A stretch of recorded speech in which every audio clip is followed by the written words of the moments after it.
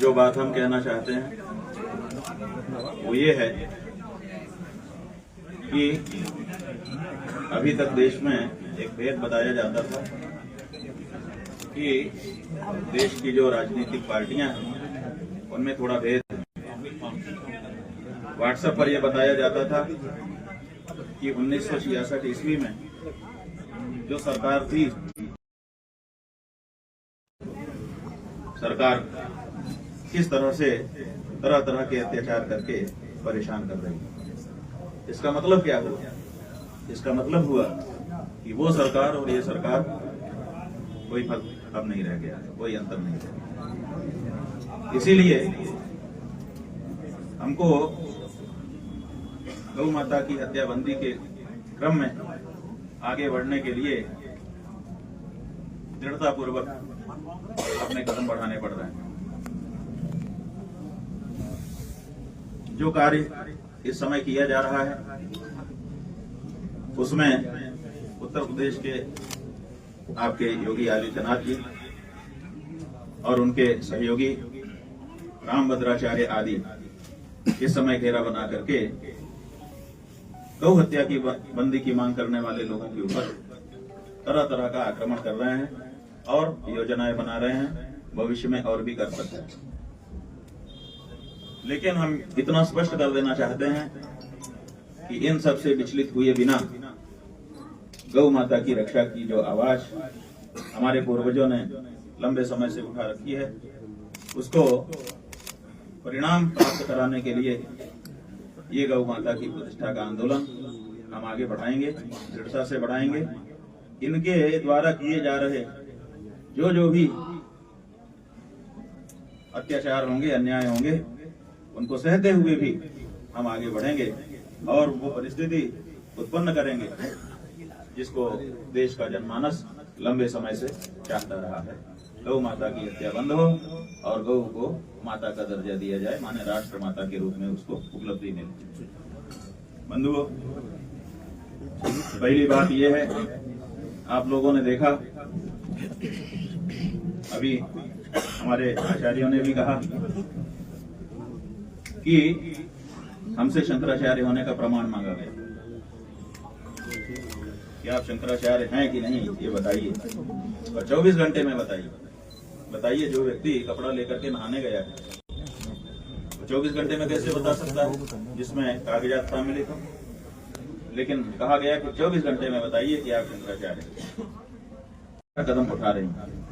लेकिन हमने इसका बुरा नहीं किया, हमने 24 घंटे के अंदर उनको अपने शंकराचार्य होने के सारे प्रमाण उपलब्ध करा दिए, जिसको उन्होंने अभी तक नहीं काटा है। अगर काट सकते होते तो 2 घंटे में ही काट देते, लेकिन 15 दिन से ज्यादा का समय बीत गया, अभी तक उसको काटा नहीं है। इसका मतलब है कि वो प्रमाण हमारे सच्चे थे और उनको स्वीकृत करना पड़ा। हम कहना चाहते हैं कि हम धर्म सत्ता के लोग, आप जितनी बार हमारी परीक्षा करना चाहें करिए, हम उसका बुरा नहीं मानेंगे। जितने प्रमाण मांगना हो मांगिए, लेकिन अब प्रमाण मांगने का समय पीछे छूट गया। आपने मांग करके दिखा दिया, अब आपको प्रमाण देने की आवश्यकता है। इसलिए अब हम आपसे प्रमाण मांगेंगे। आप क्या प्रमाण देंगे?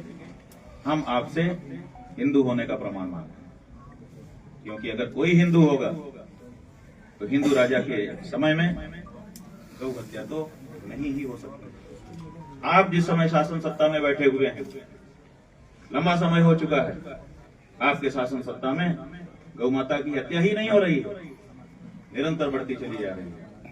इसलिए अब आपके ऊपर सवाल है कि आप बताएं कि आप कैसे हिंदू हैं। अभी आपको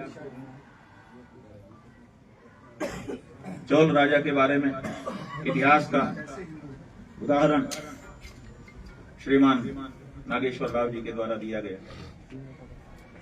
पूर्व सीबीआई निदेशक, एक जिम्मेदार आईपीएस रिटायर्ड, उन्होंने इतिहास आपके सामने रखा है कि जब चोल राजा के लड़के के रथ के नीचे दब करके एक बछड़ा मर गया था और गाय ने जाकर के उनसे न्याय मांगा था, उस समय उन्होंने अपने बेटे को भी मृत्यु दंड प्रदान किया था कि जैसे गौ माता का बेटा चला गया तो उनको दुख हो रहा है, वैसे ही मैं भी अब पुत्र विशोह का दुख भोगूंगा।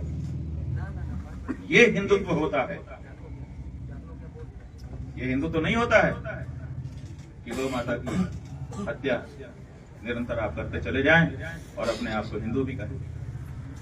जो हिंदुत्व होता है वो केवल भाषण से नहीं, केवल भगवा से नहीं दिखाई देता है, वो दिखाई देता है आपकी कसौटी पर, आपके आचरण पर, गौ सेवा पर, धर्म रक्षा पर। वो गौ सेवा जो हिंदुत्व की पहली सीढ़ी है, क्योंकि हर हिंदू का गोत्र होता है। गोत्र का मतलब ही होता है गौ माने गाय और त्र माने उसकी रक्षा करने वाला। हिंदू होने की पहली शर्त है गोत्र, गौ रक्षक होना। वो पहली सीढ़ी अगर आप पूरी नहीं कर रहे हैं तो उसके बाद की हर सीढ़ी बेकार है। इसलिए आपसे हम आपके हिंदू होने का प्रमाण मांग रहे हैं।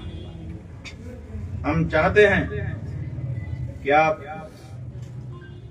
अपने हिंदू होने का प्रमाण आने वाले 40 दिनों में दें। 40